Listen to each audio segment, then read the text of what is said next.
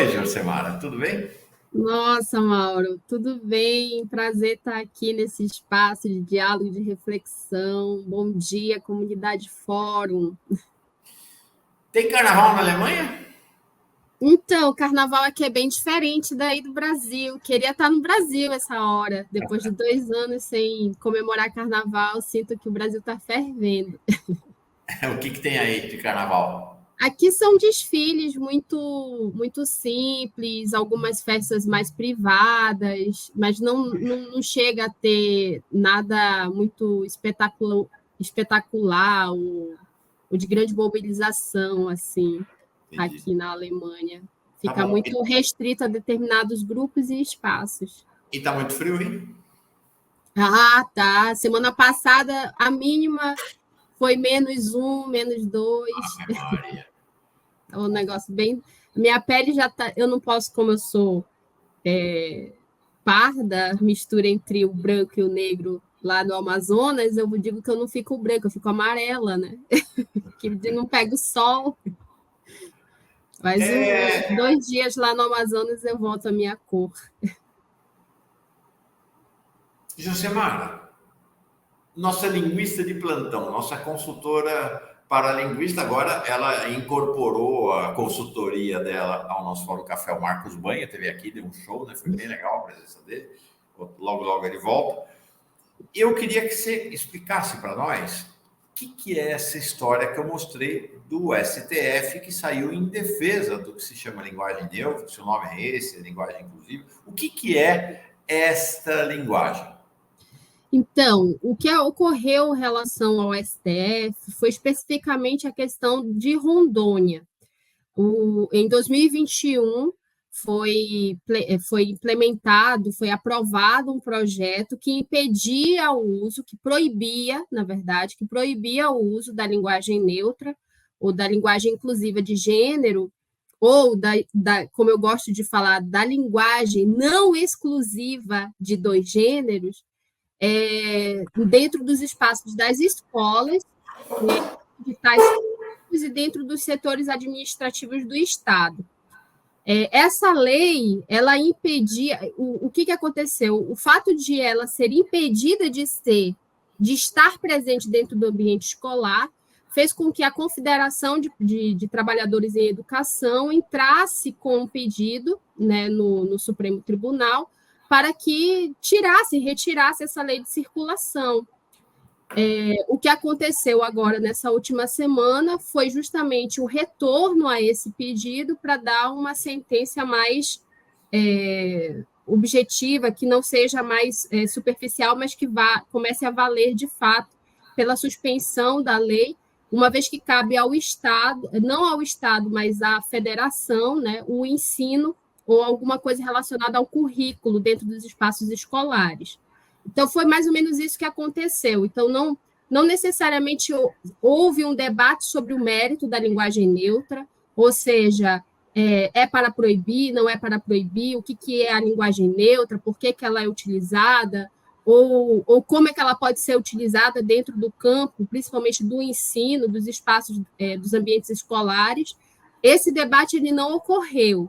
O que ocorreu foi justamente que não cabe ao Estado proibir ou deixar de proibir o que vai adentrar ou não no currículo das escolas. Então, isso é muito importante que a gente diga. Outra coisa que é importante que a gente diga é que essa decisão ela pode justamente fazer uma espécie de efeito dominó para todas as outras leis que tenham, de alguma forma, como objeto o mesmo objeto que a gente tem dentro da lei lá de Rondônia, né? Então, há toda essa discussão que está começando a circular e a rodar, justamente por causa da decisão do STF.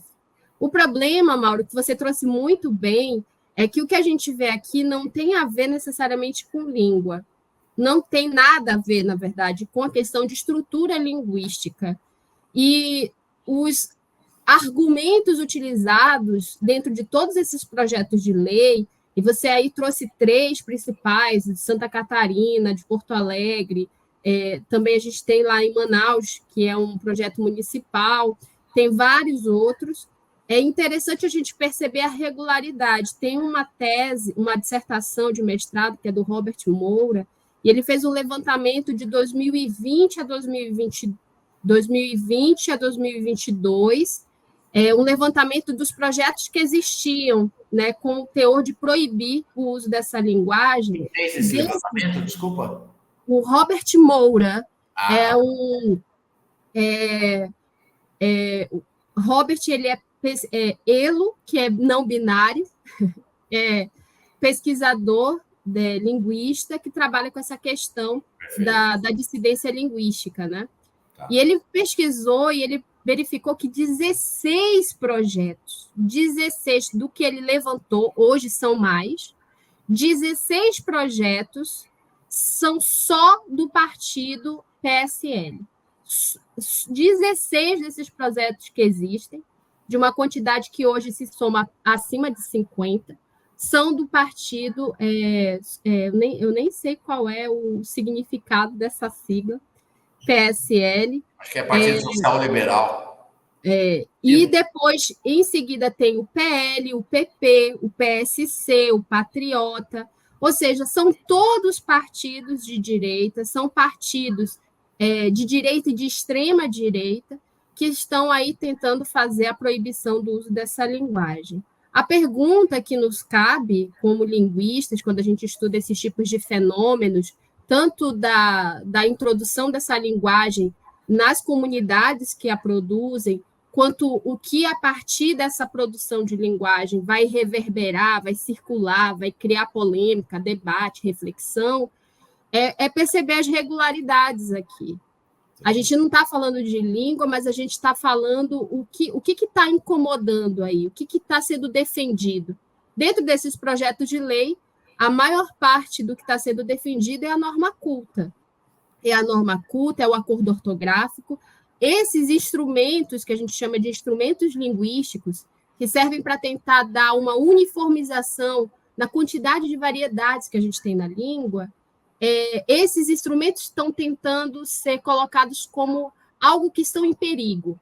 Esses instrumentos estão em perigo, a língua vai acabar, isso é uma aberração na língua, isso é impossível. Observe bem que os argumentos utilizados por esses projetos de lei, eles estão na mesma ordem daquilo que aparece em outros lugares. Por exemplo, do que aparece na produção de fake news. Por exemplo, do que aparece em discursos de pessoas de extrema-direita. Ou seja, existe uma conspiração que coloca a língua em xeque, isso vai degenerar a língua, isso vai acabar com a língua e com os sujeitos que produzem os seus ensinos a partir daquela língua.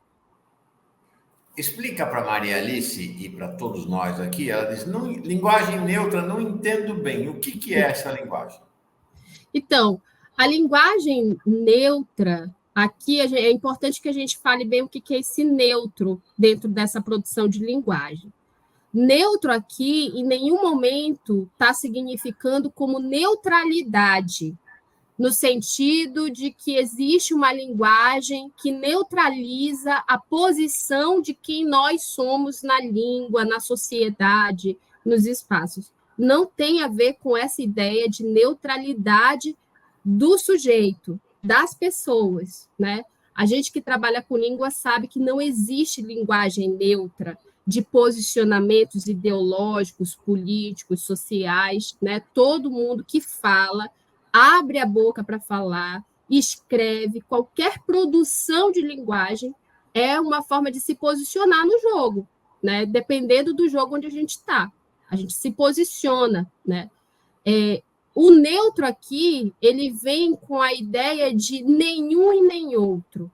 Então, a linguagem neutra, ela começou a ser produzida não agora, isso já existe há mais de uma década, esse tipo de discussão, não só no Brasil, mas em vários outros países. Em 2015, por exemplo, o pronome neutro them e they, ele foi colocado dentro do dicionário Oxford como oficialmente um pronome neutro dentro da língua inglesa. Então, em 2015, a gente tem aí, dentro de um instrumento oficial, né, da língua oficial do inglês, da língua padrão do inglês, a colocação de um pronome neutro. Por quê? Porque já havia sido feita uma discussão muito grande e um uso muito comum dentro daquela comunidade, que se tornou uma espécie de padrão também dentro da língua. A gente está fazendo isso agora no português, e esses estranhamentos, eles ocorrem porque deixa-se de falar da língua e passa-se a falar de posicionamento político. Então, a linguagem neutra, ela é justamente uma marcação da existência de determinada comunidade na língua. Essa comunidade que não se enxerga nem como somente do campo feminino, nem como somente do campo masculino, ou nenhum e nem outro. E por isso, linguagem neutra. Mas também tem outras designações, como linguagem inclusiva de gênero, né? Você inclui o gênero não binário dentro da sua produção do dia a dia.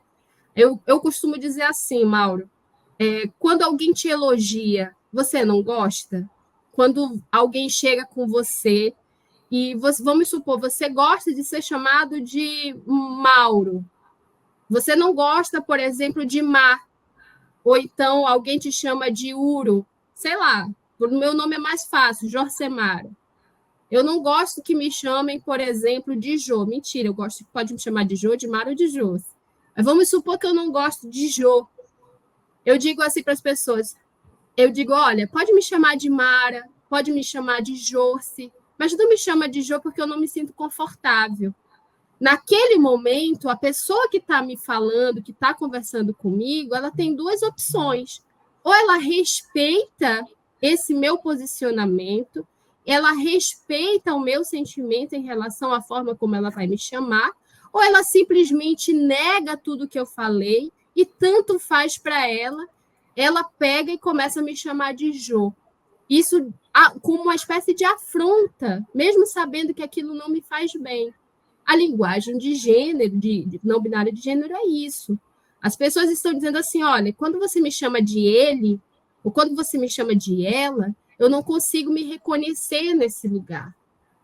Então, por favor, você pode me chamar de ele, você pode me chamar de ele, ou você pode me chamar pelo meu nome. Entende? Então, é todo esse espaço, esse contexto que a linguagem neutra ela vai se produzir. Ou seja, nós estamos operando no nível do simbólico e no nível das relações. Exatamente. Se eu estou entendendo direito, então, recusar a linguagem neutra é recusar a diversidade. Portanto, exatamente. É uma ideológica. Exatamente. A gente tem que entender que língua é posicionamento. Olha, a gente tem... Mas por que isso acontece, Mauro? É muito normal que a gente esteja fazendo esse debate. Toda vez que algo acontece na língua que não é comum a todos os outros falantes, vai causar estranhamento. Porque a gente está acostumado a ter uma visão de língua artificial, uma língua estática, uma espécie de língua que a gente alcança à medida do tempo que a gente vai estudando. A gente não é acostumado a estudar dentro dos espaços escolares que a língua ela faz parte da produção de quem a gente é e da sociedade que a gente tem. Que língua é uma questão estética também. Sim. E aí a gente pergunta, o que é o estranhamento? É a estética da língua? Esse estranhamento ocorre porque há uma mudança na estética da língua ou porque há uma mudança na estética da sociedade? Qual é o estranhamento aí? Né? É a questão da não binariedade em si, ou seja, eu não aceito que alguém se identifique como não binário ou não binário, que é a forma como a gente vai falar, ou eu digo assim, não, isso não existe na língua. Mas aí, se os linguistas estão dizendo, existe essa possibilidade. Se a gente tem trabalhos como o do professor Marcos Bânio, que você citou, que é um dos maiores linguistas que trabalha com essa questão da sociolinguística no Brasil, está dizendo para você, olha, isso é possível. Então, se a gente tem toda uma camada de cientistas da linguagem dizendo para você que é possível, Então, qual é o seu argumento e qual é o seu estranhamento de fato? Né? E essas perguntas que a gente tem que se fazer, porque muita gente é contrário, mas não porque necessariamente é preconceituoso ou preconceituosa, mas é porque não entende que língua é dinâmica, é variedade, que língua tem a ver com manifestação de existência, e que língua também é política, é poder, entende? A língua produz uma espécie de unidade nacional. É por isso que a gente tem língua oficial, língua padrão, que tenta uniformizar o território por meio de uma linguagem. É interessante que lá atrás, no século passado, final do século passado, quando, inclusive curioso, porque não foi um sujeito de esquerda que começou, foi o José Sarney, um cara de centro, né? Foi lá da Arena, depois fez a transição, é muito querido pelo Lula, pela Dilma, por todo mundo, né? O Sarney tem ido nesses eventos, é um sujeito muito querido, né? Querido. Glauber Rocha adorava o Sarney, por sinal, né? Fez um vídeo lá sobre o Maranhão muito interessante. Quando o Sarney começou a fazer os discursos dele em rede nacional e falava brasileiros e brasileiras, foi um negócio. Foi um negócio. A mesma reação que a gente tem hoje contra a linguagem neutra aconteceu naquela época. Né? Estou vendo aqui, tem uma pessoa aqui dizendo, não, isso é modismo. Imagina, exatamente a mesma. Não, isso é modismo. Por que brasileiros e brasileiras? Quando você fala brasileiro, já está todo mundo já está abrangindo. Ou seja, a ideia de que o masculino é universal. Eu sempre brinco, né? Tem 10 mulheres numa sala e um homem. Aí você entra na sala e fala, bom dia a todos. Ou 10 não, vai 5 e um homem. Pronto, dá para contar melhor. Aí você fala, bom dia a todos. Aí, mas são 5 mulheres e um homem. E aí alguém tem a pretensão de achar que o todos é o universal. Não, e aquele exemplo que o Marcos Banho deu para a gente na nossa última fala, basta um cachorro para que a gente esteja o masculino, para que a gente tenha, né? Então, tem 10 mulheres e um cachorro numa sala, a gente fala aqueles que estavam na sala, né? A gente não vai falar aquelas que estavam na sala, ou todos os que estavam na rua, estavam aí os animais e 20 mulheres. Então, mas isso também, agora é uma questão que é interessante colocar aqui, existem muitos linguistas que não é porque você é linguista que necessariamente você olha para a língua de uma forma dinâmica, progressista. Existem muitos posicionamentos de linguistas que veem a língua como uma estrutura profunda, né? E tentam demarcar os seus posicionamentos a partir dessa visão.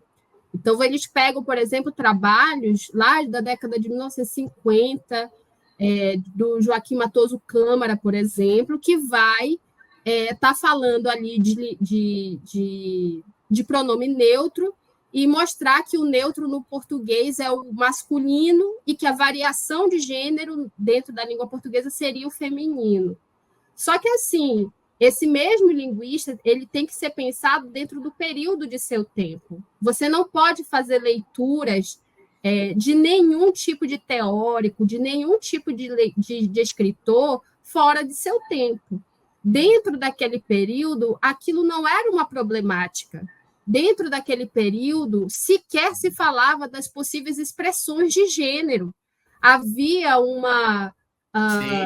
um estranhamento somente em relação ao feminino, ainda muito raso, muito forte dentro dos grupos do feminismo, mas muito raso como debate social.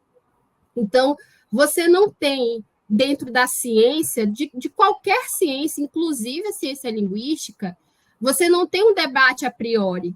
Você passa a olhar para os objetos a partir do momento que eles surgem como problemática. Então, dentro do nosso período hoje, do presente histórico da linguagem hoje, essa questão de os sujeitos, as pessoas, cada vez mais estarem expandindo a sua visão sobre suas expressões de sexualidade, sobre suas vontades e desejos, nos coloca problemática em diferentes campos. E um desses campos vai ser a linguagem. Em que medida a linguagem ela consegue abarcar essa questão? Em que medida a linguagem dá conta dessa questão? Então, é assim que a gente precisa pensar quando a gente, antes de dizer que é contra ou a favor, né? A gente tem que entender o seguinte: não há nenhum projeto de nenhum tipo de espectro político, nenhum que esteja impondo a linguagem neutra na educação ou no currículo escolar. Isso é um ponto.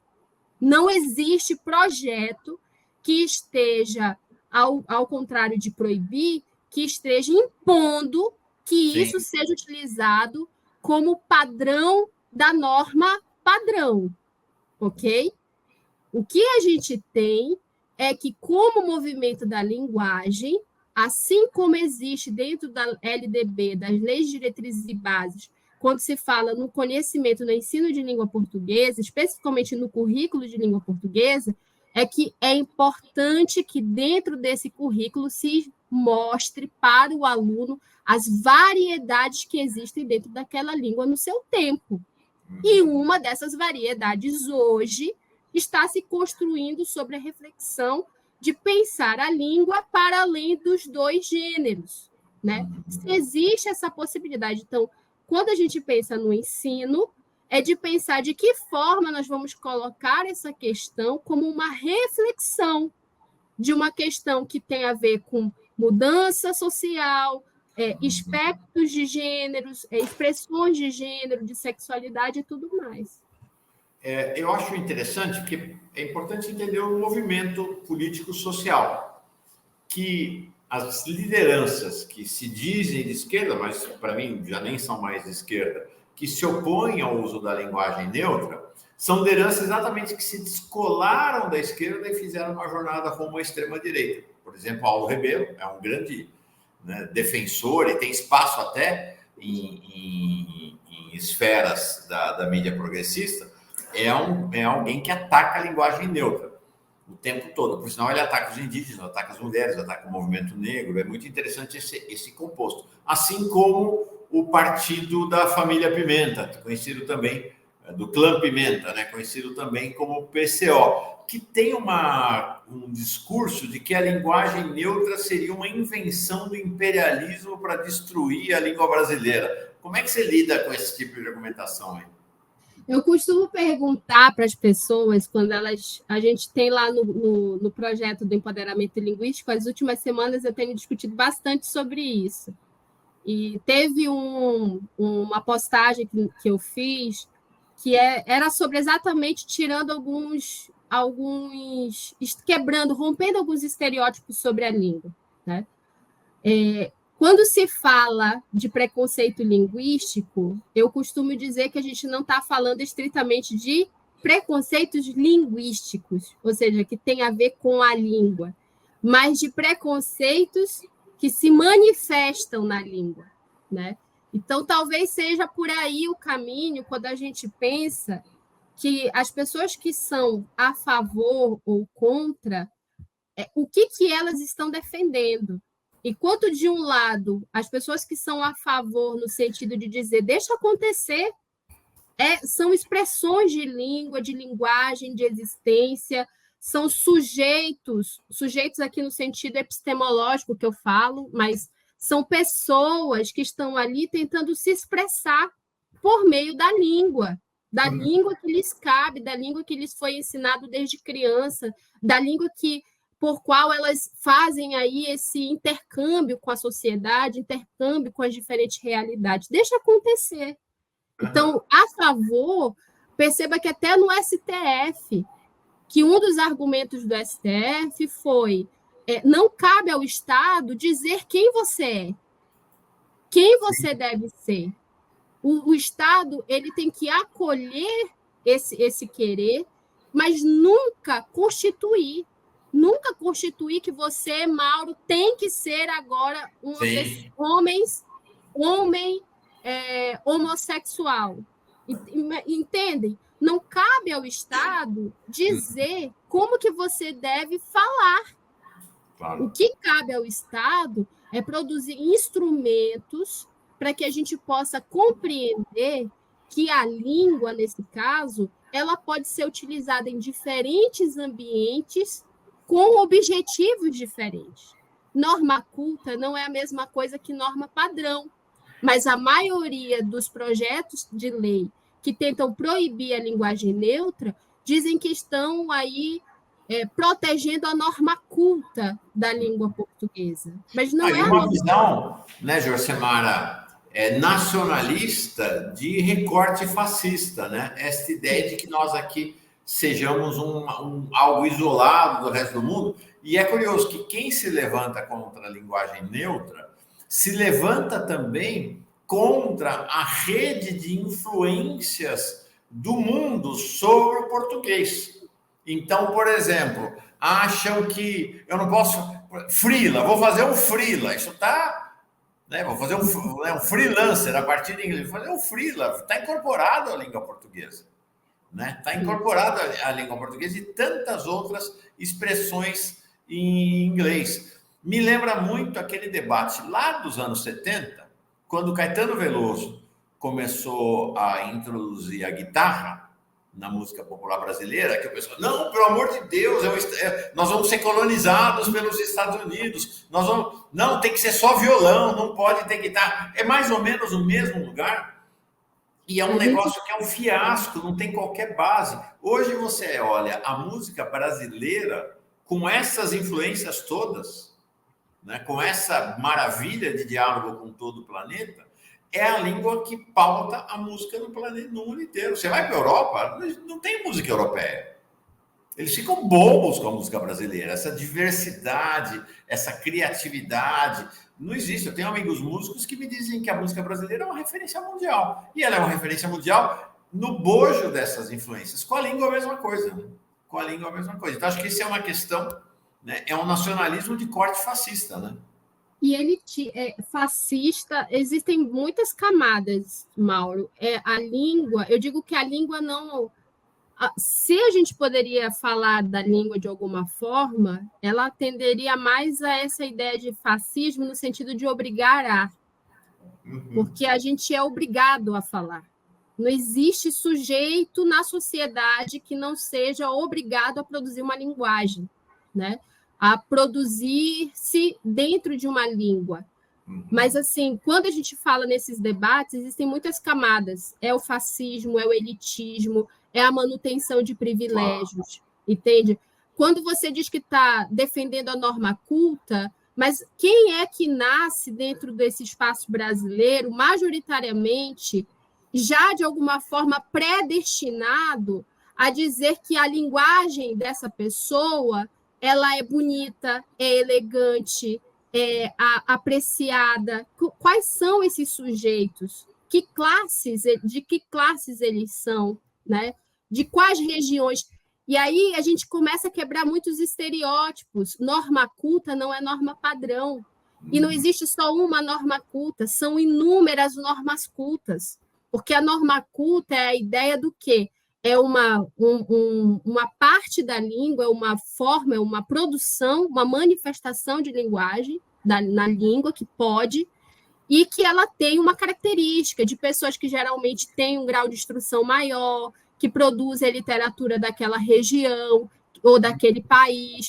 Ou seja, você vai lá para o Nordeste, será que quando a gente fala em norma culta dentro da escola, a gente está falando da norma culta produzida pelos escritores nordestinos, pelos escritores do Amazonas, pelos escritores de Amapá? Não, a gente está falando de quais escritores são esses que são observados, quais manifestações de linguagem desses escritores, de quais regiões majoritariamente eles são. Então, a gente vai quebrando, vai dizendo assim, olha, língua não é uma questão de estrutura. Língua é essa disputa intensa o tempo todo, para manter privilégios de alguns e retirar de outros. E aí você fala de uma questão que é a questão do preconceito, né? Como é que esses gays, como é que esses não binários ousam mexer com a nossa língua? Assim, o Guimarães Rosa pode, né? Guimarães Rosa inventou 8.000 palavras, ou recuperou 8.000 palavras. Ele inventou uma palavra maravilhosa, no nada, né? Nadinha, né? Menos que nada. E aí pode. Mas essa turma aí de trans, gay, não, aí não pode. Aí não pode criar. Mas é um grande contrassenso, porque a gente tem caçula, moleque, quitanda, fubá, dendê, cachaça, cafuné, palavras todas criadas pelos escravos e escravas. Pelas pessoas que foram escravizadas, né? Exatamente. Pelas E pessoas a gente vai apagando vai toda essa esquecendo, né? construção. E isso vai apagando, esquecendo. Eu costumo dizer assim, a gente tem dentro da nossa produção de linguagem um dispositivo. O que é um dispositivo? Você chega na sua casa, aí você quer luz, você liga o dispositivo da luz. Você quer apagar a luz, você desliga o dispositivo. Então, o dispositivo, ele de alguma forma comanda se vai ter ou não alguma coisa. E quando você liga esse dispositivo e a luz vem, por exemplo, ele te possibilita fazer muitas coisas. Ou seja, querendo ou não, o dispositivo acaba te indicando o que fazer e o que não fazer a partir daquilo que ele faz funcionar. Então, a língua também é um dispositivo, né? Ela faz funcionar determinadas formas de ser, né, dentro da nossa sociedade, de poder existir. Ou seja, quando se fala de certo e errado, entre inúmeras possibilidades de se falar de certo e errado na língua, porque geralmente o errado, porque não existe erro de português, o erro se dá, na verdade, é um desvio segundo uma norma padrão relacionado à ortografia, ao vocabulário, à questão de concordância, ou seja, não é erro na língua, não é erro na língua portuguesa, mas é um desvio de uma certa norma, né? Então, a gente não tem erro de português. Mas por que se fala erro de português? Porque truce, por exemplo, que circulou muito no BBB durante o mês de janeiro, handball, que a Larissa falava, ou a questão do spray, ou outras questões que ela fala, por que isso incomoda e gera milhares de cliques? Teve um que gerou quase 1 milhão de cliques, Mauro, só porque falava do erro de português de uma determinada pessoa. Justamente porque esses erros, eles sempre são produzidos e fazem a gente lembrar de determinada camada da sociedade. Às vezes, numa mesma frase, você tem inúmeros desvios ortográficos ou de concordância, mas o que vai ser evidenciado é aquele desvio que mais se assemelha à fala popular, que mais se assemelha à fala das pessoas periféricas, que mais se assemelha à fala das pessoas de expressões de gêneros que não são cis-hétero, por exemplo. Então, observar isso é importante, que quando a gente vê erro, a gente não está olhando para a língua, a gente está associando essa ideia de erro e de desvio exatamente de um determinado padrão que se institucionalizou na nossa sociedade. Claro. Entende? Claro. É mais ou menos por aí. Eu costumo dizer, por exemplo, dessas mesmas pessoas que chegavam comigo, mas eu posso falar truce? Mas eu posso falar... Eu não lembro agora qual era a fala da Larissa. Eu falei, você percebeu que a pessoa que corrigiu a Larissa cometeu um desvio de concordância? Como assim? Eu falei, a pessoa que corrigiu a Larissa falou assim, que o nome da pessoa é Cara de Sapato.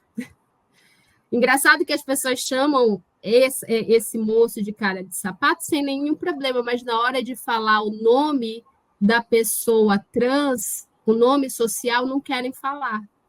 Então, sempre parece uma seletividade. Esse Cara de Sapato falou assim, eu pensei que tu queria, mas aí eu não te conserto mais. Eu pensei que tu queria. Tu queria. Se fosse pensar, vamos consertar todos os erros, segundo a norma padrão, tu querias. Mas ninguém saiu brigando por aí.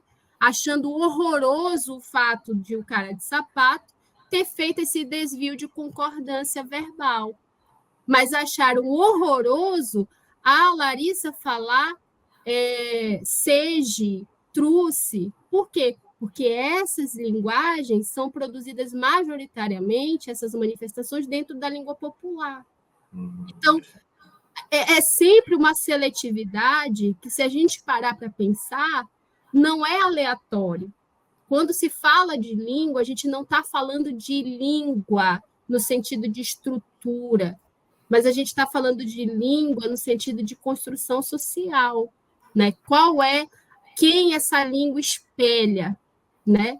E muitas vezes é preciso que a gente quebre esses espelhos e rompa com essas manutenções de privilégio que historicamente são produzidas e reproduzidas por meio do ensino de língua.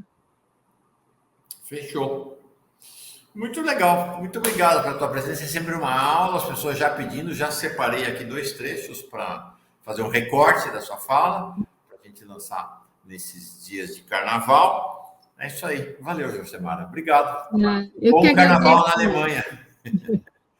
Um abraço para todo mundo aí. Cuidado com o frio. Tchau, querido. Paz e bem.